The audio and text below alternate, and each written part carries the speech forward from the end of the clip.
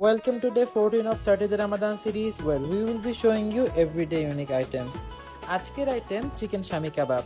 তার জন্য প্রথমে একটি প্যানে তেল গরম করে দিয়ে দিব রসুন কুচি, পেঁয়াজ কুচি এবং শুকনো মরিচ। ভালো করে ভাজা হয়ে আসলে দিয়ে দিব কাঁচা মরিচ কুচি। এখন দিয়ে দিব আগে থেকে কুক করে রাখা চিকেন এবং বুটের ডাল। ভালো করে মিক্স করে দিয়ে দিব সিদ্ধ করে রাখা আলু। এখন এগুলোকে ভালো করে নাড়িয়ে ছেড়ে দিয়ে দিব স্বাদমতো লবণ, জিরা গুঁড়ো এবং এগুলোকে ভালো করে মিক্স করে দিব পেঁয়াজ বেরেস্তা। এখন এগুলোকে ব্লেন্ড করব। ব্লেন্ড করার জন্য আমি হ্যান্ড মিক্সার ব্যবহার করেছি এবং সাথে দুটো ডিম অ্যাড করেছি ব্লেন্ড করার সুবিধার্থে।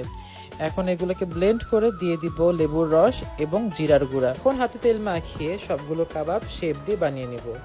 এখন কাবাবগুলোকে ডিমে ডিপ করে ব্রেড ক্রামে কোট করে নিব।